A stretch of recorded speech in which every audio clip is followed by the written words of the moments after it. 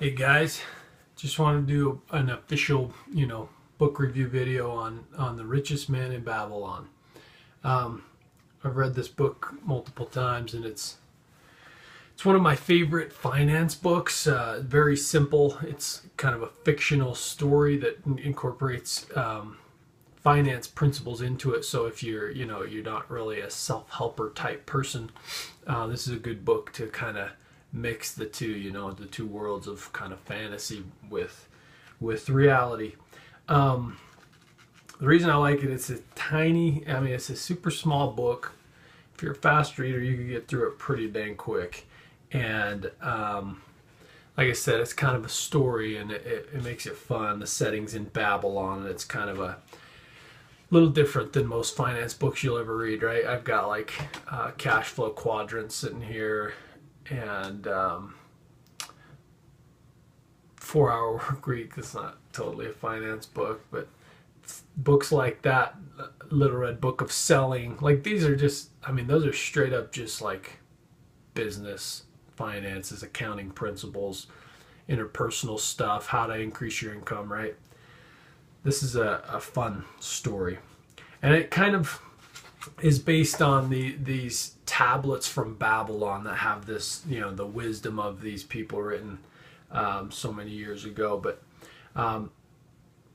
most of the book is sort of, so it's kind of broken into sections as far as like different stories that take place, but they all kind of prove these 7 principles of money. I'll just read them real quick. It says, number 1, start thy purse to fattening. So the book says 10% of your income is yours to keep. You must pay yourself 10%, put it in your savings account, and then eventually put it into an investment fund, right? Whatever you're good at, and mutual fund, stock market, real estate, venture capitalist stuff, whatever it is you have an edge on. Number 2, control thy expenditures. It's interesting because here's kind of a cool piece to it, right? They're sitting, these two guys are talking, and he's saying, one guy says something about, yeah, but you're rich, so you know what it's like to just have whatever you want. And he goes, is that what you think? Like, you think I just have whatever I want? And he says, he basically says that all men are burdened with more desires than they can gratify. And it's not just restricted by money. It's your time and your energy and, your other responsibilities to your family, your business, your health, all kinds of stuff. So you will never be able to satisfy all the cravings and desires that you have, right? So he says to study out all the things that you like and want and desire and everything, and kind of list out. And he says, let thy motto be 100% of appreciated value demanded for each coin spent. So if you're going to spend money on something, make sure it's worth it. And then it says, therefore engrave upon the clay each thing for which thou desireth to spend. Select those that are necessary and others that are possible through the expenditures of 9/10 of thy income. Cross out the rest and consider them but part of that great multitude of desires that must go unsatisfied, and regret them not. You'll never be able to fulfill every single desire. So it's kind of like, you got to sort of narrow your categories of things you're going to spend your money and time on, so that you're not just blowing money in every direction and not really fulfilling any desires. How many times do you hear those stories of people that are like, at one point I just looked around my house and it was full of just plastic junk, and we were just like, we weren't spending time as a family, we weren't spending time with any one of our toys, we were just sort of like collecting clutter, You don't want to be that. You don't want to do that to yourself. So select which things you're going to spend money on. Keep your life clean and orderly, right? And control your expenses. You don't want to just spend all the money that you're earning. Number 3, make thy gold multiply. So as I said earlier, the money that you're saving eventually needs to go into some sort of investment where it can earn as the language of this, that your coins children can earn coins and their children can earn and whatever. So like this is the only time that, you know, this is when interest works for you. And he kind of refers to their coins as being sort of slaves, right? Because in the time of Babylon there was, you know, slavery and stuff. So that your coins become your slaves, right? And that they labor to make more coins and all that. So guard thy treasure from losses. Some good stories in here about people who did the whole, you know, they started saving their money, they started saving 10% and everything, and at the end of the year they had a bunch of money, and so they sent it with I can't remember what the exactly it is, but he sent his money with like a, you know, a sandal maker or something on a journey to go buy gems, and of course he lost all his money. Well, what a fool, right? Like you don't invest your, like you wouldn't give your money to somebody to invest in the stock market when they don't know anything about the stock market. Or, you know, you don't just randomly jump on and click a stock and buy 10,000 shares, right? You want to make sure you're wise, like seek out good counsel and work with people who are good at their jobs, right? So the same guy later on, after having lost his money the next year, he invested with, you know, somebody that was really good at their trade, a group of men who had built, you know, multiple homes or whatever, and they bought or had farms, you know, and they bought land and developed it and all this stuff. So you want to look for those who are wise in a trade, and then you know, offer your money as an opportunity. Number 5, make of thy dwelling a profitable investment.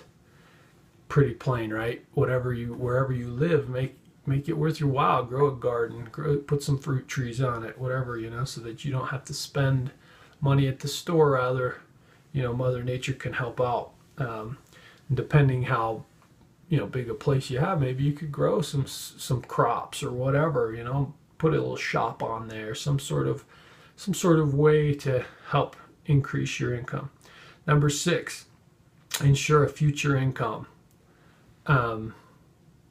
So if you've invested your money well, like as I've mentioned several times, I like to play the stock market, and I have several different investments, and it's kind of like I've got like my long-term investment that my hope is that it'll continue to grow over, you know, the next 20 or 30 years, and I'll just ride it. And then I've also got a few other stocks that pay a monthly dividend. So every week and a half, I kind of get a paycheck in a sense, right? So ensure a future income. Like if I never touch that, it's just going to grow and grow and grow and grow. And on down the road, those what are right now are fairly small deposits into my account.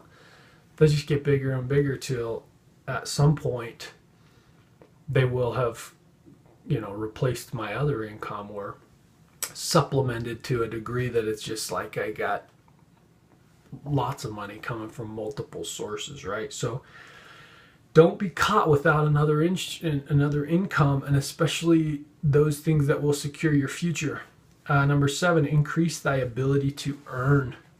And that's all about wisdom, which is why I read these books, and I, you know, spend so much time seeking out the wisdom of professionals in different industries, right? As you know, I love to read like parenting books. I'm not like a psychologist or a psychiatrist or, you know, a therapist or anything of the sort. But I would like to have the wisdom that they know, right? So I read their books. I want to be financially savvy, so I read the books of millionaires and billionaires. You know, I want to have a strong marriage, so I read that type of material. You want to seek out the wisdom of the best, right? So whatever it is that you're lacking at, or whatever it is that you desire, find those people and read their words, read their stories, figure out how your life is parallel to theirs, and where your life is maybe, you know, going the opposite direction or perpendicular or whatever. so that you can change those things, right? Align your life with with those people who are where you want to be. There's always people that have years ahead of you on things, so you can just jump right behind them and follow in their footsteps, right? So they speak a lot about wisdom in here. Here's one little nugget of wisdom that I kind of like. He says, this is something a lot of people don't think about when it comes to finance, but he says if you risk losing your income or your money, right, you risk losing all that it would have earned as well. So, when you go sit down at the slot machines or some kind of stupid thing to do with your money, you're not only risking the bit of money that you're putting on the table there, you're also risking its future earnings, its coin's children, right? And that can be a lot of money. I've read several books and done tons of calculating myself where, the amount of money that you spend on coffee or soda pop or whatever, just the junk that we often buy in life. If you spent, those $3 or $4 a day on an investment that made 7 to 10% interest, and you did that every day, year after year, I mean, over the course of 20 years, it turns into like $100,000 or something, or even more. Might even be more, like 300,000-400,000. And that's just from those like $3-4 deposits. Cut out the coffee; it's bad for you anyway. It's like, cut out the soda. There's not a single redeeming value in a can of soda. Like, makes your bones weak, it spikes your blood sugar, tons of chemicals in it with like the fake dyes and stuff like that. There's nothing good in it, and you're risking or throwing away really the future earnings of all that money, which would essentially set you free. Like, people spend an entire house or 2 houses worth on soda pop when they could have, like, what would it be? How would it change your life if all the money that you just blew were in your bank account and you could just say, okay, today I pay my house off and I'm 100% debt free with all the savings that I've also been like accumulating over time, right? Like, it's mind blowing. So this is a great book. I highly recommend reading it. I know, like, Jim Rohn, when he was around, this was like one of his main teaching books. Like, he would teach people that you can become a millionaire by age 30, and if you 30 or 35, and he's like, and if you find a unique opportunity, even earlier. But this is sort of his teaching manual, right? And a couple more things that they say in here. 10% is yours to keep. 20% of your income is to pay off your debts, and the other 70% is to live off. Now, these numbers will adjust and change as you go, right? Especially if you already have a big income, or you're debt free or whatever, then you can put more away, or you can live off more, or whatever. You can adjust those, but you never want to be saving less than 10% of your income. Otherwise, your future will be insecure, and you don't want to spend all your income, or so if you can kind of categorize things, this is a very simple, just 10% to you, 20% to paying debt, 70% that includes luxuries and whatever. So if your income's big, right, that 70% should provide more than you need to have luxuries, as well as the basics of life. If your income's small, you're going to have to get creative and live off of less, But the interesting thing is, not only in this book they say it, but in real life, I've heard several people say this, that when they sort of shrunk their budget and said, okay, we have to live off this much now because we are not going into debt, or we're gonna get rid of our debt, whatever. They didn't miss out on life. Like, they still had enough money to do everything they wanted to do, or they felt good. And I often see that in my own life. I spend my money differently than other people, and people are like, what, you didn't, now it's pretty common that people don't have like cable or satellite or whatever in their house, but they're like, you don't have cable? Like, what do you do with your time? I'm like, read, work, do art, play with my family, engage with human beings, right? And oddly enough, like, not having that distraction made my life better. And at the same time, I saved money on it, right?